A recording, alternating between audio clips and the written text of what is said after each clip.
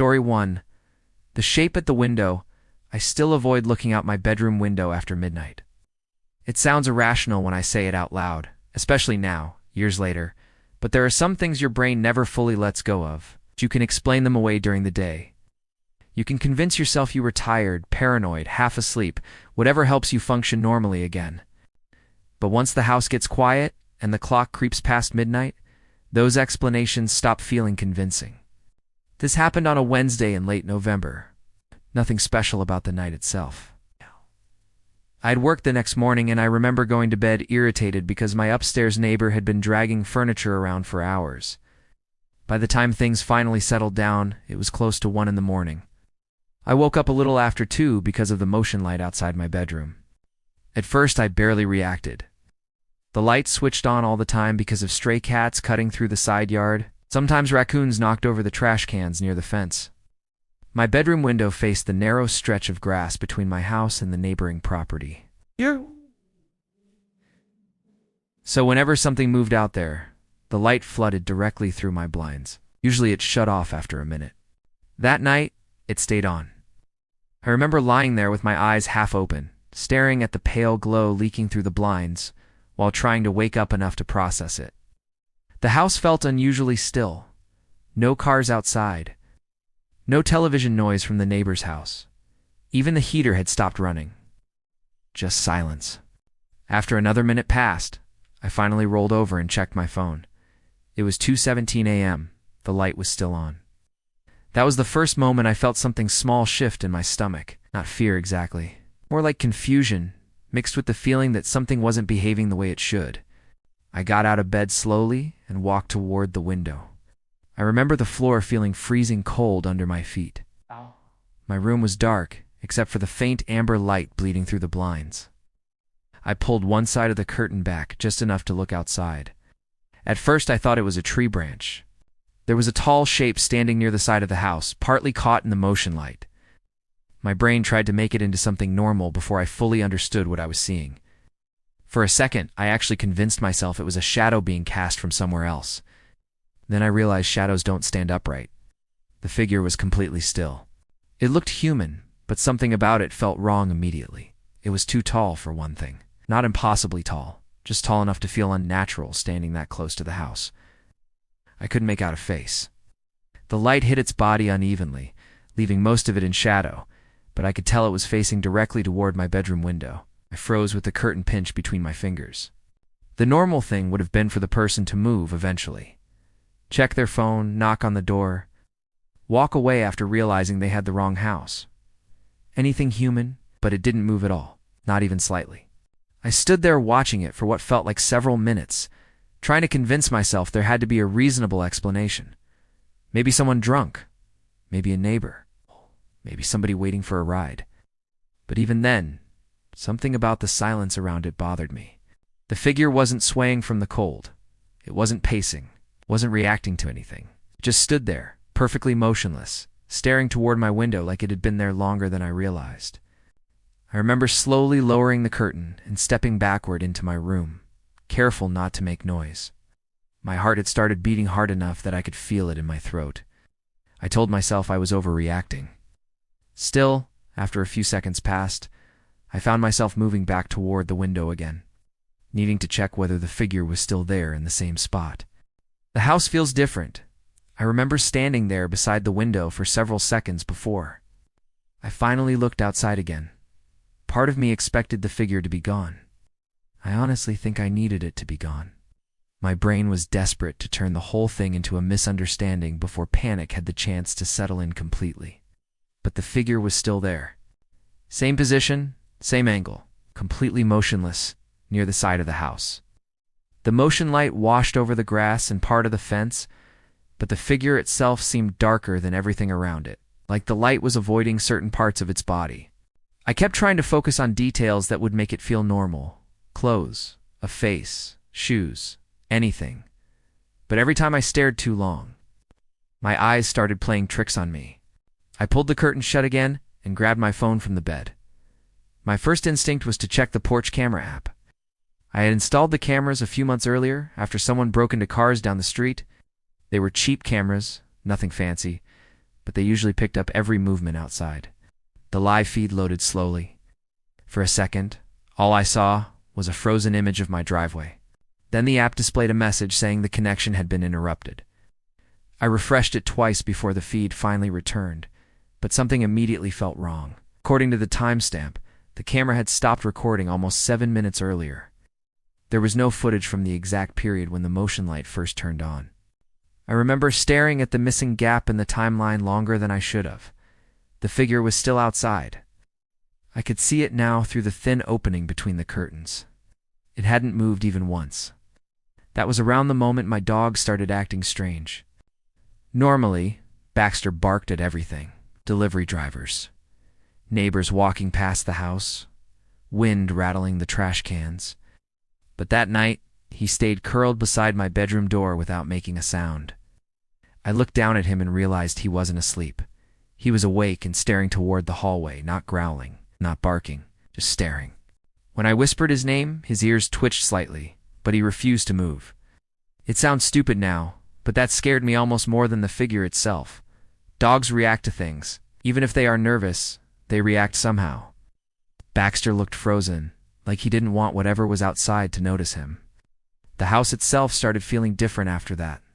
It's hard to explain unless you have experienced it before. Every familiar sound disappears, and suddenly your own home stops feeling safe. The refrigerator stopped humming. Pipes stopped creaking. Even the air felt heavy. I decided to call my older brother because I didn't know what else to do. I didn't want to call the police yet and sound insane over somebody standing near my yard. I figured my brother would either calm me down or tell me I was being paranoid. He answered after 2 rings, sounding half asleep. Before I could fully explain, the call started breaking apart. His voice kept cutting in and out through bursts of static. I moved around the room trying to get better reception, but it only got worse. At one point I heard him ask, "Is somebody outside?" before the audio distorted completely. Then the call dropped. I stared at my phone screen for a second before slowly turning back toward the window. The figure had moved, not its body, it's just its head. Very slowly, almost carefully, it had turned toward the exact spot where I had been standing behind the curtain. Every part of me went cold. I hadn't spoken loudly. I hadn't touched the glass. I was sure I hadn't made any noise at all. For a moment, I honestly considered leaving the house through the back door and driving somewhere else until sunrise. But the thought of stepping outside while that thing stood beside my house felt even worse than staying where I was. The knock that came too late for a while, nothing happened. I stayed near the edge of my bed with the curtain barely open, watching the spot beside the house where the figure had been standing. My legs had started aching from standing still so long, but I was too nervous to sit down completely. Every few seconds I expected movement, a hand appearing near the fence, shadow crossing the yard, anything. But the space outside remained empty. The motion light finally switched off, and the yard disappeared back into darkness. I remember feeling the smallest amount of relief when that happened. Not comfort exactly, but enough for my breathing to slow down a little. I even convinced myself the person had probably walked away while I was distracted with my phone. Maybe they had been drunk or lost or dealing with something that only looked strange from my window. The human brain wants explanations. It reaches for them desperately when fear starts getting too close. I sat down on the edge of the bed and rubbed my face, trying to calm myself enough to think rationally again. Baxter finally moved from the doorway and climbed onto the bed beside me, but he still seemed uneasy. His ears kept twitching toward the front of the house. Then came the knock. It was soft, not the kind of knock people use when they are in a hurry. Not loud enough to sound aggressive. Just 3 slow taps from somewhere downstairs. I froze instantly. The sound had come from the front door. Baxter lifted his head but didn't bark.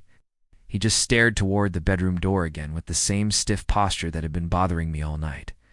Another pause followed. Then 3 more knocks. Slow, patient, almost polite. Every instinct told me not to go downstairs, but another part of me kept insisting there had to be a normal explanation. Maybe someone needed help. Maybe somebody had car trouble. I kept trying to force ordinary logic onto something that already felt deeply wrong. I grabbed my phone and stepped quietly into the hallway. The house felt colder outside my bedroom. I remember the wooden floor creaking under my feet, sounding unnaturally loud in the silence. I moved slowly toward the staircase, trying not to imagine somebody standing directly on the other side of the front door waiting for me. Halfway down the stairs, I noticed the porch light shining through the narrow window beside the entrance. Whoever was outside had triggered it.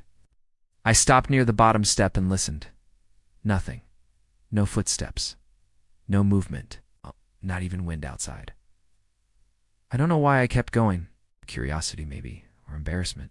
Part of me still thought I would look through the peephole and see a confused neighbor standing there apologizing. I reached the door carefully and looked through the peephole. Nobody was there. The porch was completely empty. Stared for several seconds, expecting someone to suddenly lean into view as some kind of prank, but nothing moved. The light illuminated the porch steps, the wet driveway, and part of the street beyond the yard. That was it. I remember feeling a strange burst of relief, mixed with confusion. Maybe I had imagined the knocking somehow. Maybe the sound came from another house nearby, and my exhausted brain twisted it into something else. Then another knock came, not from downstairs, from behind me. 3 soft taps against the bedroom window upstairs. Every muscle in my body locked instantly. The sound carried through the house clearly enough that there was no mistaking where it came from. Baxter let out a low whine near the staircase, but still refused to bark. I slowly turned toward the stairs without fully understanding what my mind was trying to process. That was impossible. The figure would have needed to cross the yard, move around the side of the house, and somehow reach my bedroom window without making a sound, while I stood 10 feet from the front door. Another set of knocks echoed from upstairs, slow, patient, exactly the same as before. I backed away from the front entrance so quickly, I nearly slipped on the hardwood floor. My chest felt tight enough that breathing actually hurt. I remember staring up toward the dark hallway leading to my room, trying to decide whether I should run outside or lock myself in the bathroom and call the police. Then I heard something else. A faint scraping sound from directly outside the bedroom window, like fingers dragging slowly across the glass. I pictured it standing there again, inches from the curtain, silent while it waited for me to come upstairs and look outside again. For the first time that night, I felt trapped inside home. What the camera didn't show, I finally called the police after the scratching sound stopped. At that point, I didn't care how ridiculous I sounded anymore. My hands were shaking badly enough that I nearly dropped my phone while trying to explain what was happening. I remember pacing through the kitchen whispering because some irrational part of me thought the person outside might hear me if I spoke too loudly. The dispatcher kept asking whether I could actually see someone. That answer made me feel stupid immediately, but I could still feel the presence of whoever had been outside. The silence in the house felt heavy, almost watchful. Even after the noises stopped, I couldn't shake the feeling that somebody was still standing close by, waiting for me to look outside again. The officers arrived around 15 minutes later. By then, every light in my house was on. I was standing near the living room window watching for the patrol car when Baxter finally barked for the first time all night. The sound startled me badly enough that I jumped. 2 officers searched the yard, the side gate, and the street nearby while I tried explaining everything from the porch. I could tell they thought I was overly nervous, more than genuinely threatened. One of them asked whether I had taken anything that night, which honestly embarrassed me more than it should have, but they still checked the property carefully. Nothing was there. No person, no movement, no sign somebody had been standing outside for nearly an hour.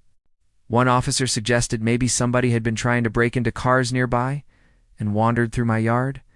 The explanation sounded reasonable enough that I almost accepted it. After they left, I locked every door in the house and stayed awake until sunrise. Morning made everything feel less frightening. That's the strange thing about fear. Sunlight shrinks it. The events from the night before started feeling distorted in my memory, like maybe exhaustion had exaggerated everything into something worse than it really was. Around 10 that morning, I remembered the camera footage. I opened the app while drinking coffee at the kitchen counter, expecting to confirm some harmless explanation.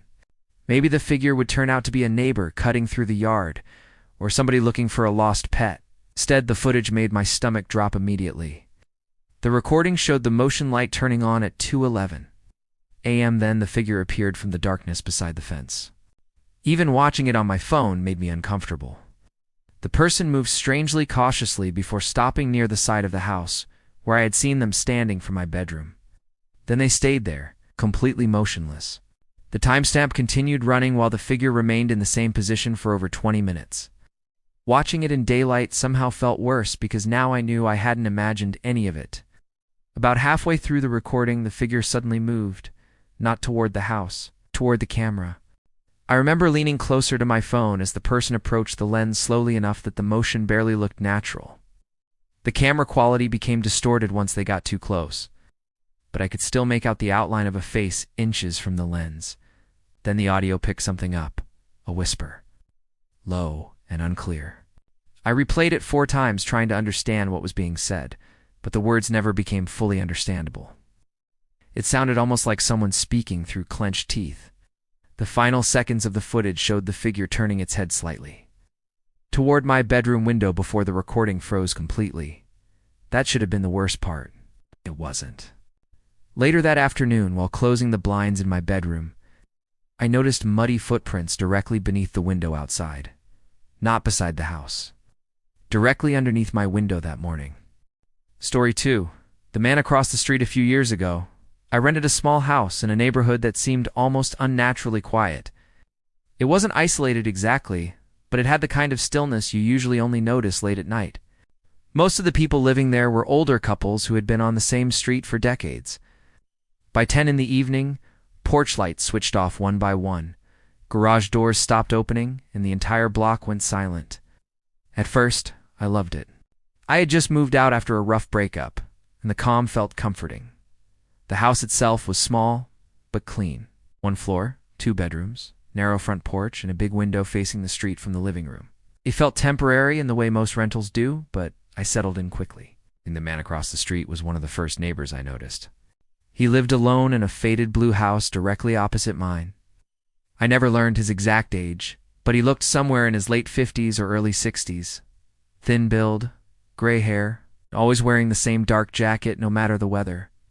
The first time I saw him, he was standing in his driveway, smoking a cigarette, while I unloaded boxes from my car. He waved once. I waved back, that was it. For the first week or so, nothing about him seemed unusual. I would notice him outside occasionally when I left for work or came home late. Sometimes he sat on a folding chair near the curb, smoking quietly while staring down the street. It only started feeling strange after I developed a nighttime routine. I worked remotely back then, which meant I stayed up later than most people in the neighborhood. Around midnight every night, I would shut off the living room television, lock the front door, and head toward my bedroom. Almost every time I turned off the lights, I would notice him outside. At first, I genuinely thought it was coincidence. I would glance through the blinds before bed and see the glow of his cigarette across the street. Sometimes he stood near his mailbox, sometimes beside his driveway, always smoking, always facing in the direction of my house. It wasn't enough to feel threatening yet. It's just odd. Then I started paying closer attention. One night, I turned off the living room lamp, but stayed standing quietly beside the window instead of walking away. About 30 seconds later, the front door across the street opened. The man stepped outside holding a cigarette. I remember frowning immediately because something about the timing felt too exact. Still, I told myself I was reading into it. People smoke at night. People have routines. But the same thing happened again the next evening, the night after that. No matter what time I shut my lights off, he appeared outside shortly afterward, sometimes within seconds. I started testing it without fully meaning to. I would leave the lights on later than usual or switch rooms unexpectedly. Every time, eventually, his front door would open and he would step outside alone into the darkness. Always smoking. Always facing my house. One night I left the television on downstairs and waited in my bedroom with the curtains slightly open. Nearly 40 minutes passed with no sign of him outside. The moment I went downstairs and turned the television off, his porch light flicked on across the street. Then his front door opened. Even from inside my house, I felt this uncomfortable tightening in my chest while I watched him walk slowly to the edge of his driveway. He lit the cigarette with both hands cupped around the lighter and lifted his head toward my house like he already knew I was watching him from behind the blinds. The routine becomes personal after that night. I stopped looking through the front window before bed. At least I tried to. The problem was that once you notice somebody behaving strangely, it becomes impossible not to look for them. Even when I told myself I was overreacting, part part of my attention stayed focused on the house across the street. I would catch myself checking whether his porch light was on before locking my door. Sometimes I looked through the blinds without even realizing I was doing it. And somehow, the more I noticed him, the more often he seemed to appear. It started with little things that were easy to dismiss individually. One morning, I stepped outside for work earlier than usual and found him standing near the community mailbox at the corner of the street. He wasn't collecting mail. He was just standing there smoking while staring down the road. The strange part was the way he looked at me when I approached. Not surprised, not embarrassed. He was calm, like he had been expecting me to come outside at that exact moment. I gave him a quick nod and checked my mailbox while trying not to make eye contact. The entire time I could feel him watching me from a few feet away. When I finally glanced toward him, he smiled slightly without saying a word. There was nothing openly threatening about the smile itself. It almost made it worse. Most normal people acknowledge the awkwardness of staring. They look away. They apologize. This man never acted like anything about his behavior was unusual. He just stood there smoking quietly while holding eye contact a little too long. After that, I started seeing him more often. If I took trash outside late at night, he somehow happened to be standing in his driveway. If I came home from the grocery store, his front curtains shifted slightly as I carried bags inside. Once, while jogging in the early evening, I turned a corner near the end of the block and saw him standing beside the sidewalk ahead of me, completely still.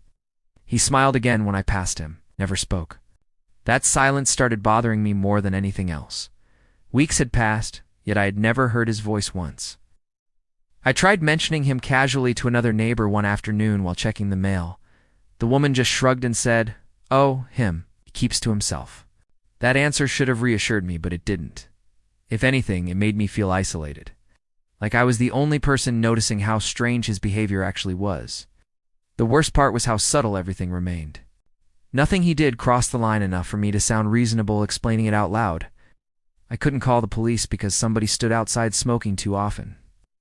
I couldn't accuse him of following me because technically he never approached me directly. Still, I started keeping my blinds closed more often. One night around midnight, I made the mistake of opening them slightly while carrying laundry into the bedroom. The moment I looked outside, I saw him standing across the street beside his mailbox, watching the house. I froze immediately. The distance between us suddenly felt much smaller than usual. Maybe because the street was empty. Maybe because there were no headlights or television sounds anywhere nearby. Just silence. Then he smiled again, not wide, not exaggerated. Just enough for me to notice it even from across the street. I shut the blinds immediately after that. The note appeared 2 nights later. I found it after coming home from work. First I thought it was a parking ticket tucked beneath the windshield. Wiper because the folded paper was placed carefully in the center of the glass. There was no envelope, no name, just one folded sheet of paper.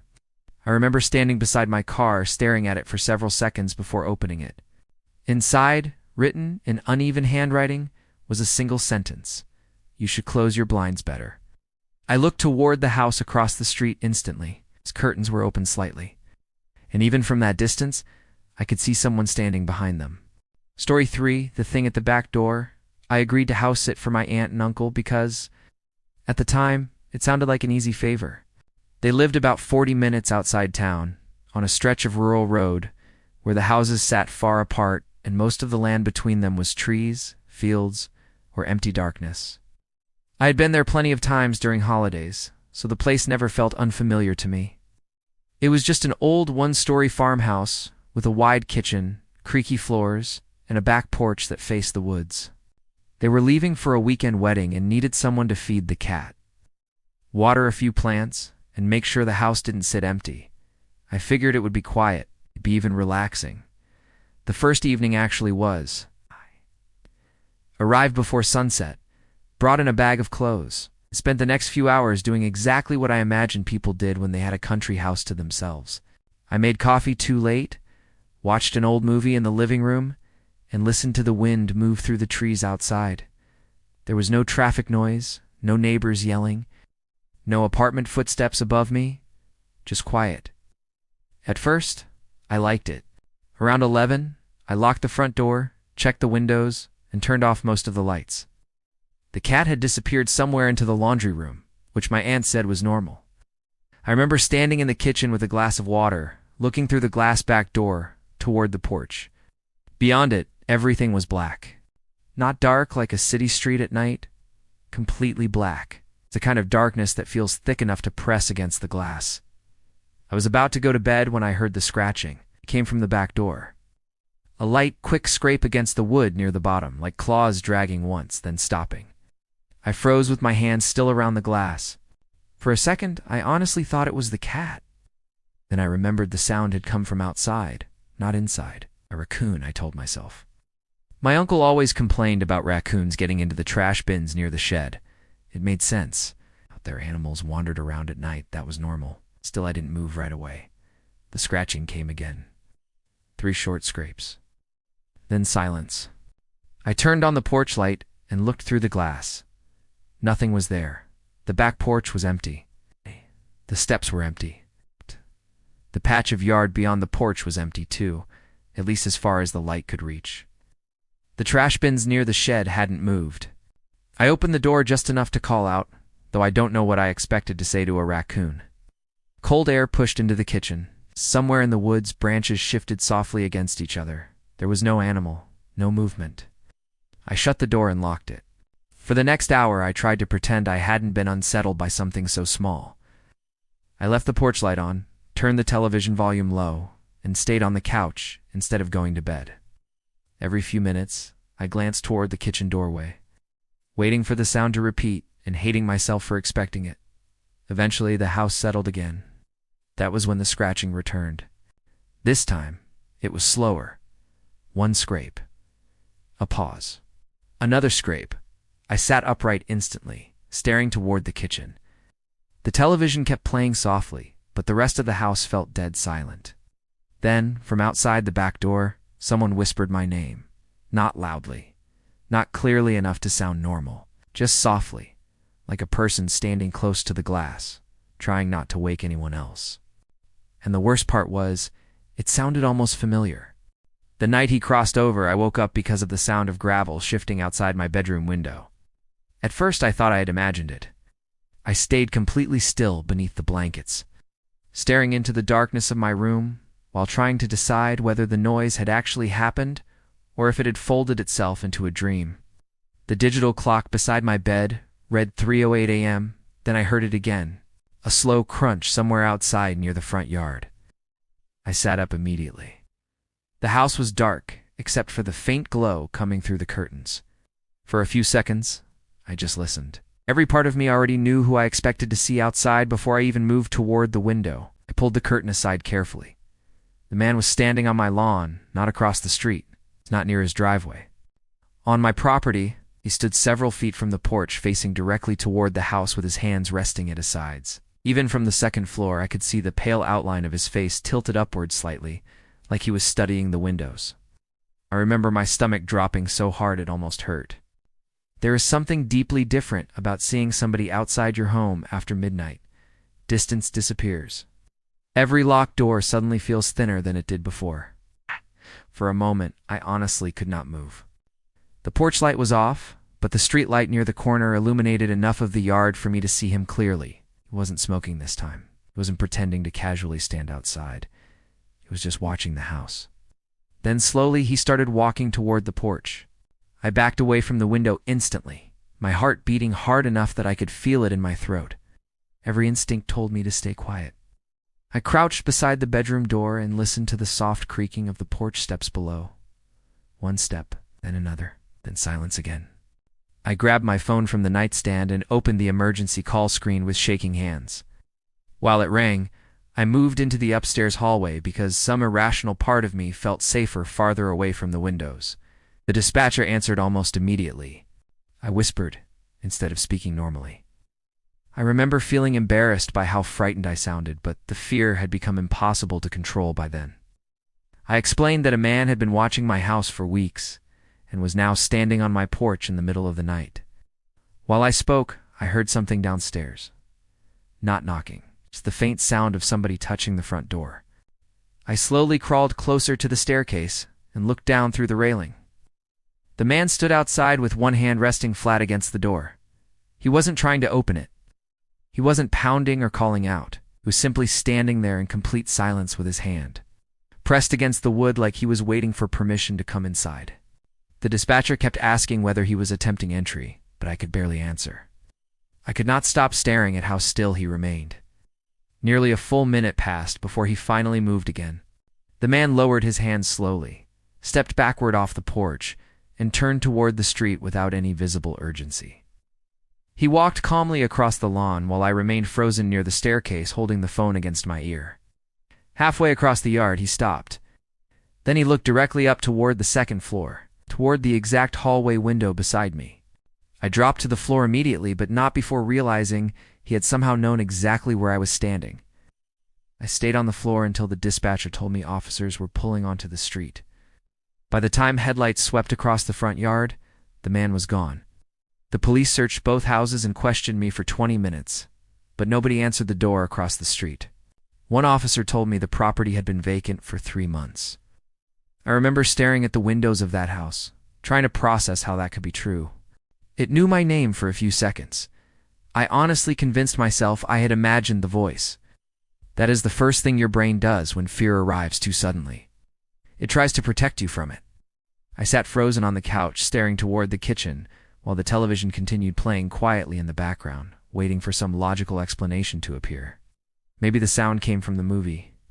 Maybe the wind carried somebody's voice from farther down the road, but deep down, I already knew the truth. The voice had come from directly outside the back door. I muted the television slowly. The house fell silent immediately. I remember hearing the faint hum of the refrigerator from the kitchen and the soft ticking of the wall clock near the hallway. Outside, the wind had completely died down. Even the trees sounded still. Then the voice whispered my name again, closer this time. Every muscle in my body tightened instantly. It sounded familiar in the worst possible way. It's not like a stranger calling out from outside, but like someone attempting to imitate a voice they had heard before. The tone was almost correct, but certain words stretched unnaturally, slightly slower than normal speech. It's like somebody repeating sounds without fully understanding how people talk. I stood up carefully from the couch and backed toward the kitchen entrance before stopping myself. Part of me wanted to run to the bedroom and lock the door. Another part felt unable to stop listening. The voice whispered my name a third time. This time I noticed something else. It never sounded farther away. No matter how softly it spoke, the voice always felt close to the glass. Close enough that I should have been able to see whoever was standing outside. I reached for my phone on the coffee table and immediately tried calling my aunt.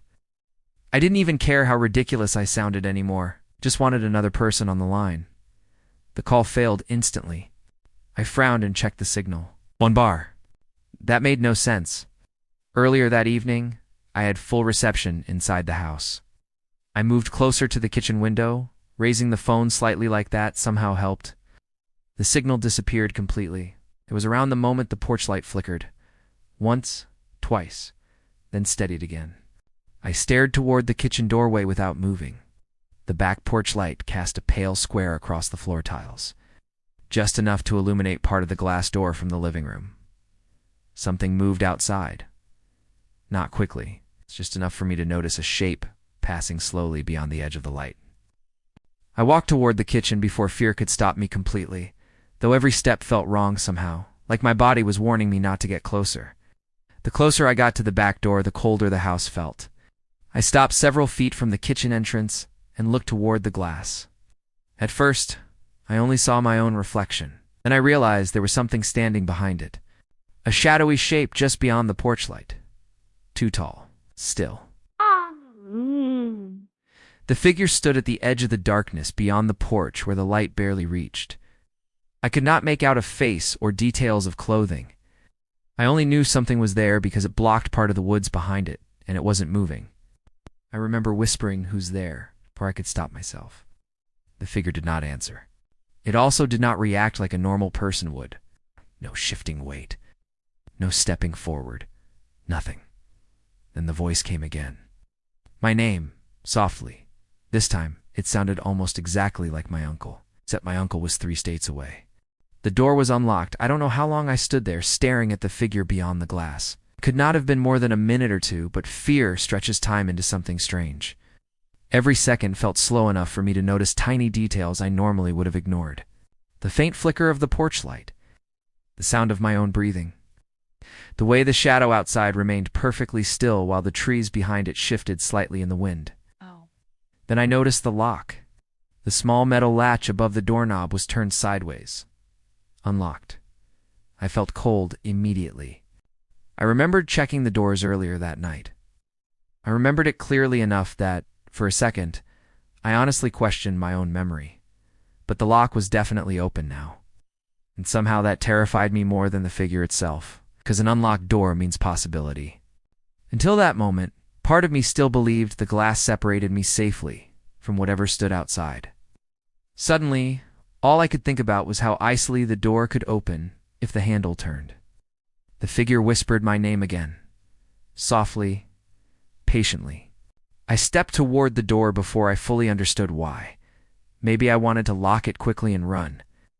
Maybe some panicked part of my brain thought securing the lock would make everything feel normal again. The kitchen floor creaked under my feet. The figure outside did not move. I reached the door slowly, keeping my eyes fixed on the dark shape beyond the glass. Up close, it looked even taller somehow. The porch light still failed to reveal a face clearly. It only illuminated parts of the shoulders and outline, leaving the rest swallowed in darkness. My hand shook as I reached toward the lock. Then something pressed gently against the other side of the door. Not hard, not violently. Just enough pressure for the glass to shift slightly in its frame. I froze instantly. The figure had placed one hand against the door from outside. I could not fully see it, but I heard the faint touch of skin sliding softly against the wood near the handle. The door moved inward less than an inch. That tiny movement nearly broke me, because it proved the only thing separating us was an unlocked latch and a thin piece of glass. But the thing outside did not force the door open. It simply waited. The voice stopped completely. The figure remained motionless, with its hand resting against the door, like it expected me to let it inside myself. Slowly, without taking my eyes off the glass, I turned the lock. The click sounded unbelievably loud in the kitchen. The pressure against the door stopped immediately. I stumbled backwards so quickly I hit the edge of the counter behind me. The figure still stood outside, silent again, almost blending into the darkness beyond the porch. Then, very softly, I heard laughter. Not loud, not aggressive, just a quiet laugh from the other side of the glass, low enough that I almost convinced myself I imagined it. Then the porch light flickered once more. The figure was gone.